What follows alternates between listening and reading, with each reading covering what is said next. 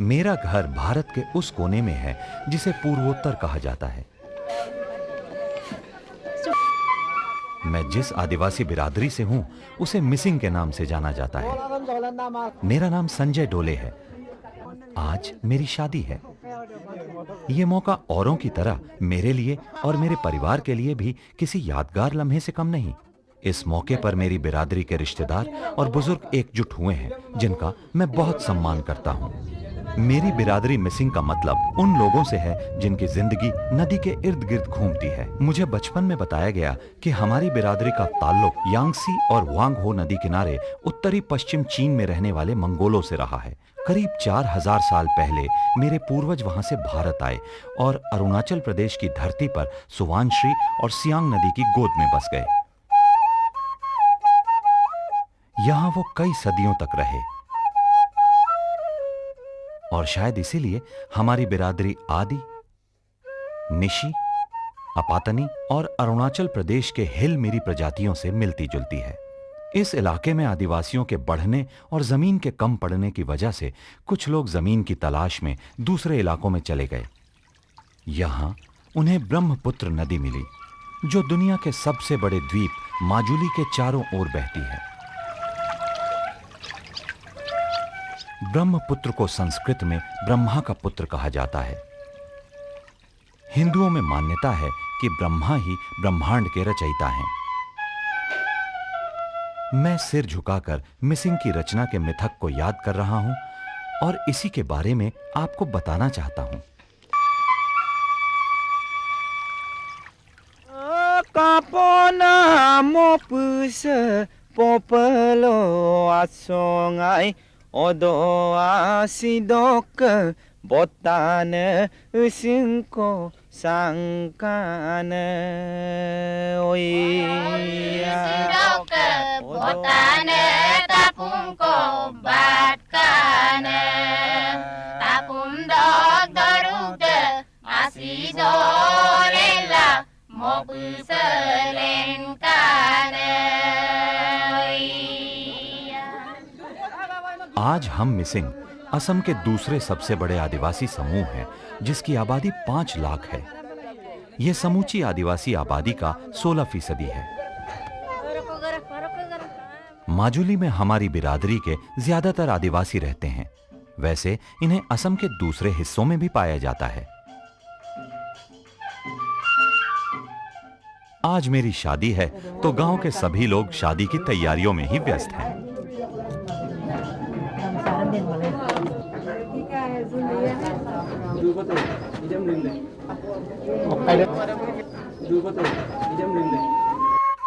हमारे लिए सूर्य और चंद्रमा सबसे बड़े आराध्य देवता हैं। हम सूर्य को डॉनयी और चांद को पोलो कहते हैं।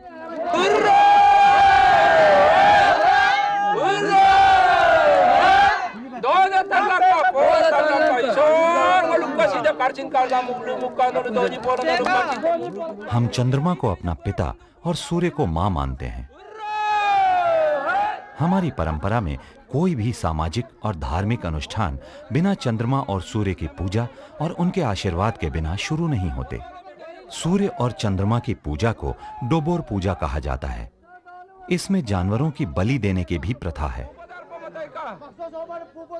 हमारे समाजत एटा नीति आछे जितु नीति नेকি आमी बिहु आरो आली आली गाँवत सा चिनाकिर माजते ছোৱালীজনীৰ আগতে सा चिनाकी কৰি ল'ব।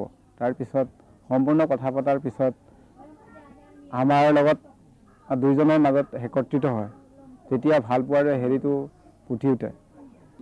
মই পলাই অনাটো দুইজনৰ মাজত ভাল পোৱাৰ মাজেৰে দুইজনৰ মাজত একত্ৰিত হৈ তাৰিখ বন্ধাৰ পিছত আমি ভাল পাই বিয়াটো কথা হয়। তাইৰ লগত মোৰ চিনাকি হৈছিল। মই ভাল পাই আনিছোঁ, পচন্দ কৰিছোঁ। তাইৰ মা দেউতাই মোক মোৰ ফালে নিদিয়ে। এই কাৰণে মই পলাই আনিছোঁ। मेरी शादी मिसिंग परंपरा के अनुसार वधू के पलायन के साथ हो रही है। इसे दूला लानम कहते हैं जिसका अर्थ है चुरा कर शादी करना। फिर इसकी खबर लड़की वालों को दी जाती है ताकि उनकी भी रजामंदी हो। इसमें शादी के लिए दहेज के तौर पर रकम तय की जाती है। वैसे हमारे यहाँ दहेज की प्रथा नहीं है, लेकिन नारी के प्रति सम्मान प्रकट करने के लिए रकम अदा की जाती है। रकम लड़के वाले देते हैं, इसे आलिक कहते हैं। ये रकम हर हाल में देनी होती है, भले ही शादी परिवार ने तय की हो या प्रेम विवाह हो। शादी रोकने के लिए लड़की के परिवार वाले दुल्हन की ऊंची कीमत की मांग करते हैं। मांग पूरी नहीं करने पर लड़के वालों को लड़की लौटानी पड़ती है। दुर्भाग्य से मेरे बड़े भाई को गांव की पंचायत और बिनाम के आदेश पर लड़की लौटानी पड़ी, क्योंकि वो दुल्हन की कीमत अदा करने में नाकाम रहा। हमारे कुछ दोस्तों ने परिवार वालों की मर्जी से शादी की। इसमें परिवार के बड़े बुजुर्गों के राय मशविरे से उनके लिए योग्य जीवन साथी चुना गया। हमारे यहाँ इसे मिदंग कहा जाता है। वैसे हमारे यहाँ प्रेम विवाह भी संभव है। इसे कुमशु जोशु कहा जाता है। ये न तो ज्यादा खर्चीला है और न ही ज्यादा विस्तृत। आदिवासी बुजुर्ग शादी की कुछ पुरानी परंपराओं के बारे में भी बताते हैं। इसमें लड़की को जबरन कब्जे में ले लिया जाता है या उसे भगा लिया जाता है। शादी के इस तरीके को सोलम लानम कहते हैं। जल्दी ही हम अपने घर पर होंगे और मेरे साथ मेरी होने वाली पत्नी भी होगी। उसकी मांग में मेरे द्वारा सिंदूर भरने के बाद वो धार्मिक और सामाजिक तौर से मेरी पत्नी हो जाएगी।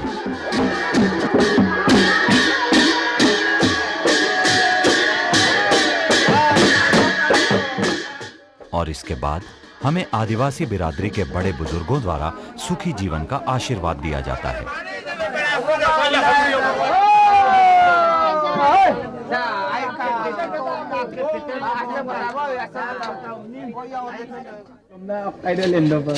हमारी शादी का जश्न सूअर के मांस के बिना अधूरा ही माना जाता है।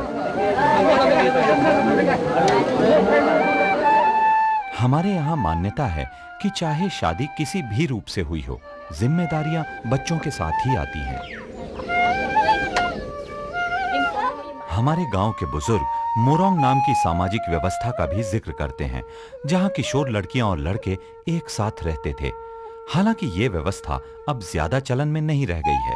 परिवार के छोटे सदस्यों को अलग रखकर युद्ध के लिए प्रशिक्षित किया जाता था। वो जंगली जानवरों और दूसरे आदिवासियों से गांव की रक्षा करते थे। मोरोंग में युवा लड़के और लड़कियों को नाच और गाने के लिए प्रोत्साहित किया जाता था। दरअसल ये मोरोंग एक तरह से स्कूल होते थे, जहां हमारी परंपराएं सहेज कर रखी जाती थी और इनका खास सामाजिक और सांस्कृतिक मकसद होता था। हम आधुनिक युग में माजुली में स्कूल और कॉलेजों से दुनिया के बारे में जानते समझते हैं। हम ऐसे आधुनिक युग में हैं जहां मीबू कहलाने वाले ओझा, अतीत के इतिहासकार और सटीक भविष्यवाणी करने वाले बुजुर्ग यहाँ की आदिम और पारंपरिक आदिवासी औषधियों के वैद्य के रूप में पहचान पाने के संघर्ष में रत हैं।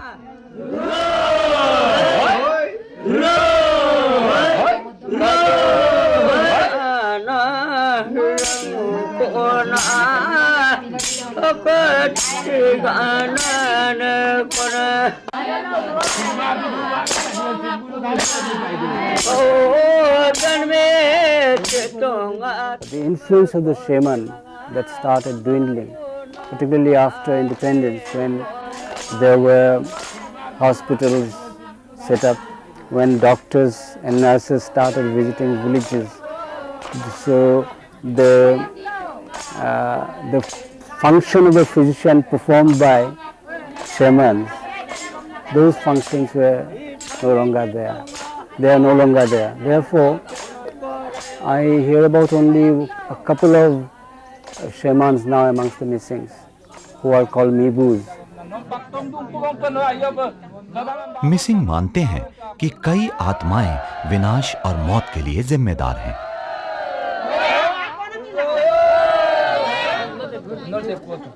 मीबू इंसान और उन आत्माओं के बीच माध्यम है।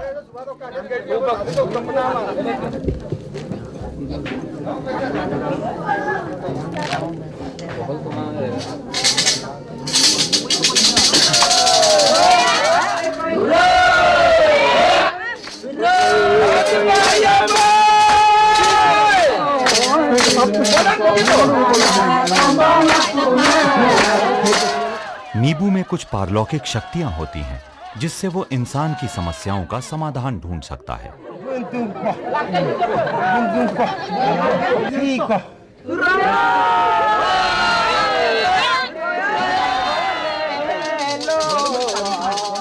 मुमकिन है मीबू को पढ़ना लिखना नहीं आता हो, लेकिन उसमें आदिवासियों के इतिहास को अमर गीतों में ढालने की क्षमता होती है।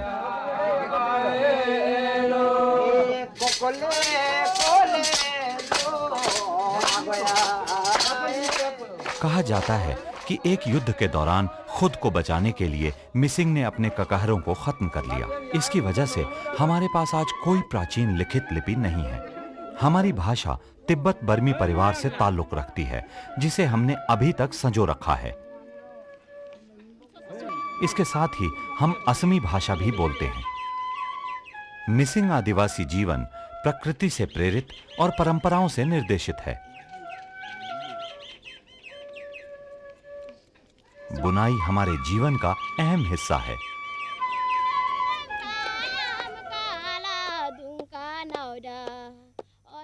कहते हैं कि मिसिंग लड़कियां गुड़ियों से भी पहले छोटे हथकरघों के खिलौनों से खेलती हैं। मान्यता थी कि अगर योद्धा की पत्नी रणभूमि में जाने से पहले अगर उसका वस्त्र नहीं बुनती तो उसका विजेता होकर लौटना मुश्किल था। इसीलिए किसी भी कन्या का विवाह उसके बुनाई की कला में प्रवीणता पर निर्भर हुआ करता था। ऐसा आज भी देखा जा सकता है। हमारी ताने बाने वाली ज्यामितीय संरचनाएं प्रकृति के रंगों की झलक देती हैं। महिलाएं इस एगे को स्कर्ट की तरह पहनती हैं, जिसे मेखला भी कहा जाता है और इसे खास मौकों पर पहना जाता है। हम मुख्य पहनावे साड़ी को गेरो कहते हैं। पुरुष धोती पहनते हैं, जिसे उगोन कहते हैं, और कमीज को गालुक। मैं कितना भाग्यशाली हूं कि ऐसे प्राकृतिक और इंसान द्वारा बनाई गई खूबसूरती में हूं। हमारे प्रेम गीत और वीर गाथाएं प्रकृति, उसकी खूबसूरती और महान ब्रह्मपुत्र नदी का गुणगान करते हैं।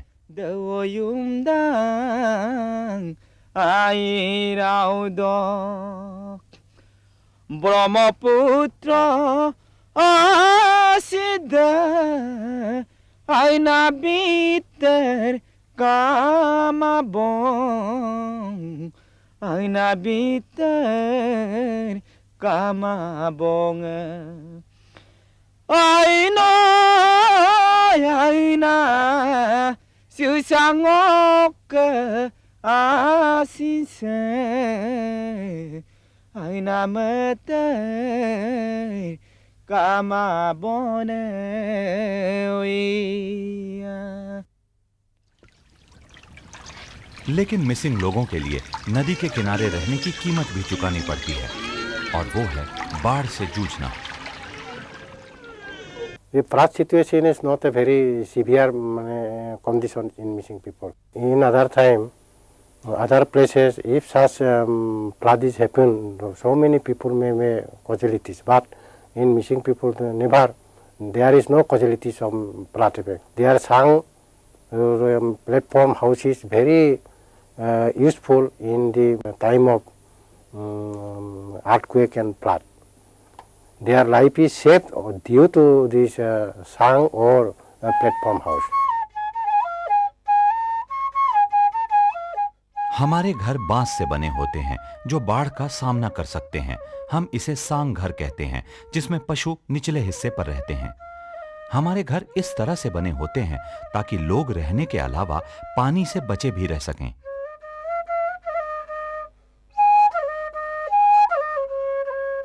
हालांकि अब ऐसे घर भी बन रहे हैं जो सीमेंट और ईंटों से बने हैं। बांस की जगह पक्की नींव डाली जा रही है, लेकिन बांस से बने परंपरागत घर आज भी अपना वजूद बरकरार रखे हैं। They're maintaining their traditionality, but because you see, whenever we go to some places, we have find that they have constructed RCC houses. But what the provisions they are having in an indigenous tribal bungalow, they will be having the same methods out there. Just like a morong will be there, they will be constructing a pakka house or an RCC building. But in addition, they will always attach a morong. That's sang bungalow, particularly the kitchen area. They will never lose the originality. हमारी बिरादरी में ये एक अच्छी बात है कि हम अपने घरों में ताले नहीं लगाते, क्योंकि हमें इसकी कभी जरूरत महसूस ही नहीं होती। हमारे लिए आपसी विश्वास सबसे बड़ी चीज है। हम शांति और प्यार से रहने वाले एक समाज में रहते हैं। हमारे समाज में साझा परिवार का चलन है। यहाँ तो एक परिवार ऐसा भी है जिसमें सदस्यों की तादाद 86 है। There are 86 members in our family. They are living togetherly. Own daughter is only 2. Own, not family. But my son is 4. Four sons. 1 family member, 4 brothers. Second, and 6 brothers. 3 1 members. Our youngest uncle has 3 sons. House is length 126 feet. Constructed by my carpenter. चूल्हे या मरम के आधार पर घरों के 2 हिस्से किए जाते हैं, जिन्हें रिसिंग और कोकटोक कहते हैं। रिसिंग घर का सबसे पवित्र और सम्मानजनक हिस्सा माना जाता है, जहां घर के पुरुष सदस्य बैठते और खाना खाते हैं। महिलाएं जिस हिस्से में रहती हैं, खाना बनाती हैं, उसे कोकटोक कहते हैं। ये दिलचस्प है कि घर के रिसिंग हिस्से में रहना और बैठना काफी गौरव की बात मानी जाती है, जिसका आनंद केवल घर के पुरुष उठाते हैं, जो अपने को महिलाओं से श्रेष्ठ मानते हैं। हमारी अर्थव्यवस्था आत्मनिर्भर है। गेहूं, चावल और सरसों यहाँ की मुख्य फसल है। अर्थव्यवस्था मुख्य रूप से कृषि पर आधारित है, लेकिन मछली पालन का भी इसमें काफी हिस्सा होता है। हाल ही में कृषि और मछली पालन का इस्तेमाल कारोबारी लिहाज से बढ़ा है, जिससे यहाँ की अर्थव्यवस्था में काफी बदलाव आ रहा है। मिसिंग लोग मूल रूप से खेतिहर हैं। चावल अभी भी हमारी मुख्य फसल है। भातर लगत आमाक माछ मांस लगे और तार तरकारी और आपং। आपंग तो सेकेंड मेन तो हल भात एनेके खाओ आमी। शादी से पहले हमारे यहाँ दूल्हा और दुल्हन को अपने अपने ससुराल में कम से कम 5 दिन उनके खेतों में काम करना पड़ता है। हमारे यहाँ शादी की परंपरा अब भी पुरानी लीक पर चल रही है। इसमें कोई बड़ा बदलाव नहीं आया है। बदलाव आया है तो केवल इतना कि आज मेरे जैसे दूल्हे को खास मेहमान के तौर पर नवाजा जा रहा है। हमारी बिरादरी की बाकी महिलाओं की तरह मेरी पत्नी भी बैल, मुर्गियां और सुअर रख सकती है, और इससे होने वाली कोई भी आमदनी उसकी मानी जाएगी। पहले हम झूम खेतिहर थे, लेकिन मैदान के निवासियों के मेलजोल ने हमें स्थायी खेतिहर बनना सिखाया। इसने भूमि पालक होने की मूल कल्पना को बदल डाला। आज हम अपनी ही जमीन पर वार्षिक किराएदार की तरह रहते हैं। पारंपरिक और सांस्कृतिक तौर पर हम मिसिंग भूमि स्वामित्व के लिए झगड़ा नहीं करते। हालांकि बढ़ती हुई जनसंख्या और भूमि के क्षरण ने इनकी कीमत बढ़ा दी है। हर परिवार का उस जमीन पर मालिकाना हक है जिस पर वो फसल उगाता है और खेती करता है। हमारे यहाँ कोई भी भूमिहीन परिवार नहीं है।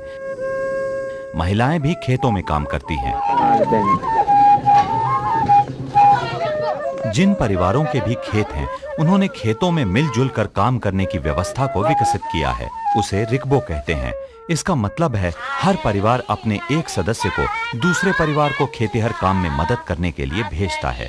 आदिवासी रीति रिवाजों में इस तरह का सहयोग भाईचारा बढ़ाने के लिए जरूरी माना जाता है। When the time is very short, especially at the time of flood, paddy is already ready to cut reaping.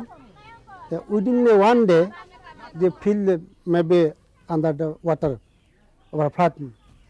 That's why, fearing this flood, we have to call Rigbo, and in a day, whole the field should with a reap and store in the storeroom. Without Rigbo, we cannot do such a work. It is very necessary for us. Rigbo is already any or reaping or plowing or cutting wood, jungle. Every time Rigbo is necessary for missing.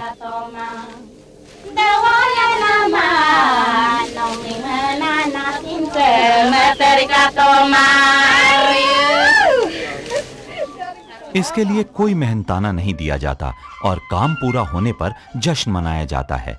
हमेशा की तरह इस जश्न में घर में बनाई मनपसंद शराब अपोंग का प्रचलन है। आदिवासियों में अपोंग देने की परंपरा उतनी ही पुरानी है जितने की आदिवासी। अपोंग प्रतीक है हमारे जीवन में खुशहाली का। हमारी शुरुआत एक मांसभक्षी धर्म के तौर पर हुई। हम पूर्वजों की परंपराओं पर विश्वास करते हैं और हम उसे बरकरार रखना चाहते हैं। हम इसे ओराम पुसम कहते हैं। एक जमाने में हम गाय के मांस को खाते थे। हमारे पूर्वज 15वीं शताब्दी के हिंदू सुधारवादी श्री शंकर देव से काफी प्रभावित हैं। बाद में हमने गाय का मांस खाना छोड़ दिया, लेकिन धार्मिक समारोहों में हम मीट और मछली का प्रयोग करते हैं। बाद में एक नया धर्म सामने आया जिसे केवालिया कहा गया, जो कि हमारी पारंपरिक मांस भक्षी रिवाजों और हिंदू परंपरा का मिला जुला रूप है। कुछ परिवारों ने मांसाहार से अपना विश्वास खत्म कर दिया और वो पूरी तरह से शाकाहारी बन गए। ये अपने को भगवती कहते हैं। ये भगवती कृष्ण के भजन गाते हैं और हरि नाम का जाप करते हैं। ये शंकर देव की धार्मिक रीतियों का अनुसरण करते हैं। सच तो ये है कि हम हिंदू और मांसभक्षी धर्मों के मिले जुले सार्थक रूप को मानते हैं। हम मंदिरों में पूजा करते हैं। इसे सतरा कहा जाता है, जिसे शंकर देव के अनुयायियों ने बनाया है। हमारा धर्म जो भी हो, हम अपने पूर्वजों का सम्मान करते ही हैं, क्योंकि उनकी आत्माएं हमारे परिवार की भलाई और समृद्धि के लिए जिम्मेदार हैं। महिला पूर्वजों का आह्वान नहीं किया जाता।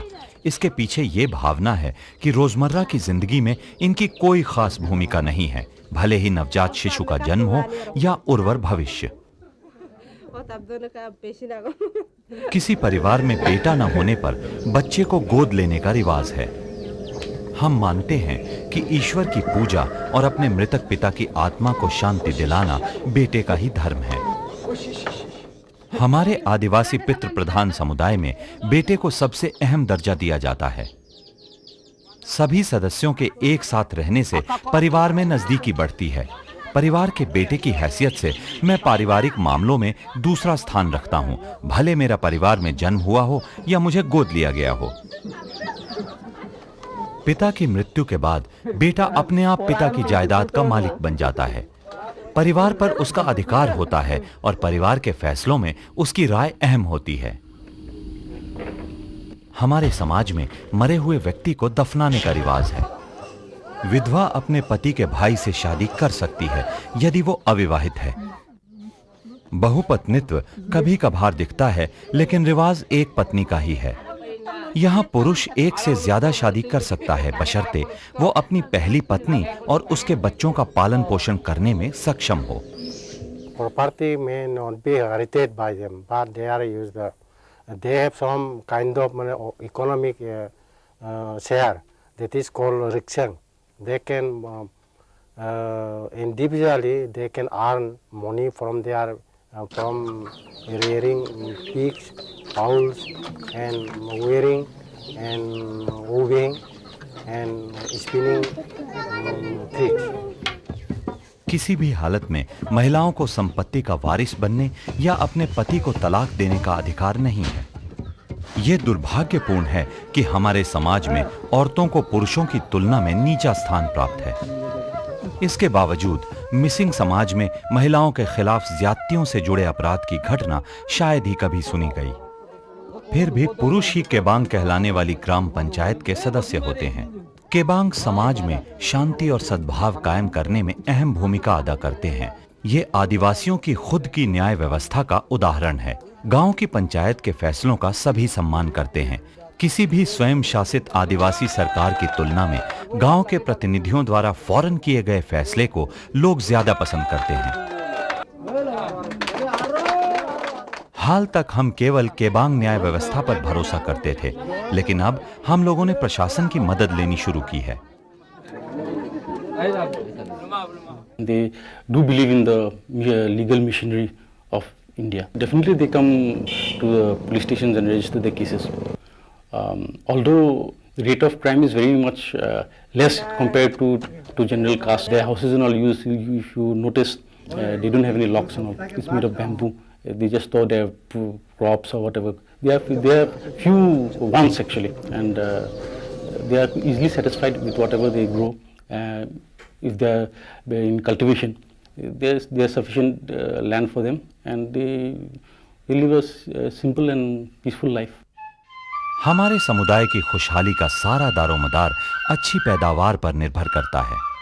अली आई लिगांग हमारा सबसे बड़ा त्योहार है।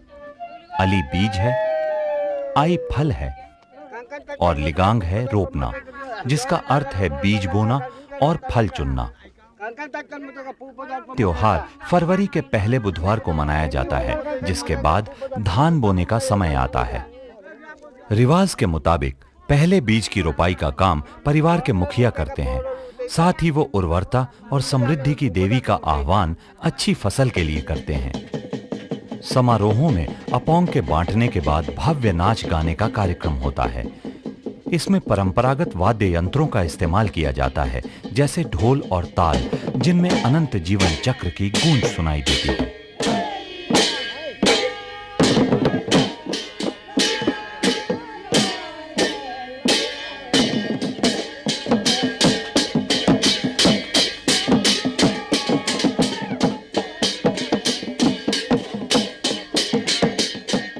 इनके नृत्यों में धान की फसल की बुआई से कटाई तक के अलग अलग चरण हैं।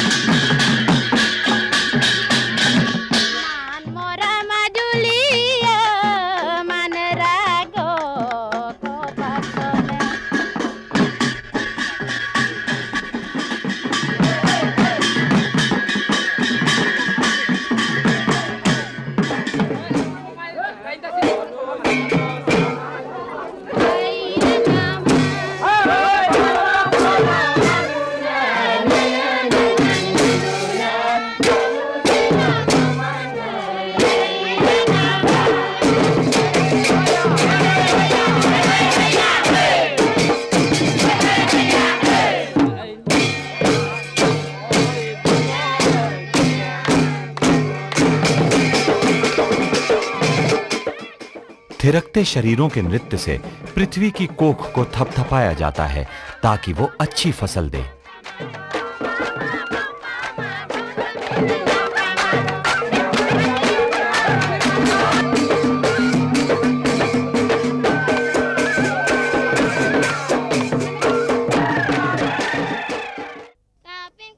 ज्यादातर गाने परंपरागत वीर गाथाओं पर आधारित होते हैं। हमारे मौखिक साहित्य की समृद्धता का प्रमाण इसकी विविधता है। लोक गाथाएं हमारी अभिव्यक्ति का मुख्य अंग हैं और नृत्य और गीत गाना हमें बहुत भाता है। अबांग भक्ति के सबसे पुराने और लोकप्रिय गीत हैं। ये एक मीबू से दूसरे मीबू तक की विरासत हैं। कुछ अबांग रचना के मिथक से जुड़े हैं, बाकी आदिवासियों की काव्यात्मक परंपरा की समृद्धता को दर्शाते हैं। हर मौके के लिए गीत और वीर गाथाएं हैं। शादी के गीतों को मिदंग नितम कहते हैं।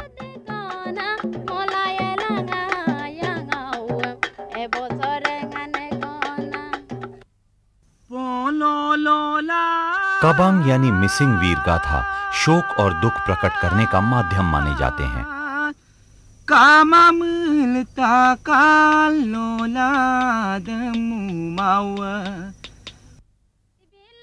प्रेम गीतों को ओनितम कहा जाता है। ये धुनें बेहद लोकप्रिय हैं और ये प्रेम और दर्द के बीच के रिश्ते की बखूबी व्याख्या करते हैं। हमारे और प्रकृति के बीच बहुत खूबसूरत रिश्ता है। हालांकि आधुनिकता दुनिया में फैलती हुई धीरे धीरे हमारे बीच घर करती जा रही है, फिर भी हम प्रकृति से मुंह नहीं मोड़ सकते। कुदरत के साथ जुड़े होने से हम हमेशा बदलाव के लिए तैयार रहे हैं। आज हम में से करीब 35% लोग लिखने और पढ़ने में सक्षम हैं। The Muslims, like any other community in the world today, they are part of the humankind or mankind. Therefore, as everywhere in the world, all small tribes, however small they are trying to develop and keep pace with the modern world. So that is one direction in which they must move. But at the same time, one challenge for anthropologists maybe today is how to preserve tribal values. Tribal ways of life may die out someday. They are dying out everywhere. And the kind of life that you see today amongst the tribals, they may not be there tomorrow. But it is necessary that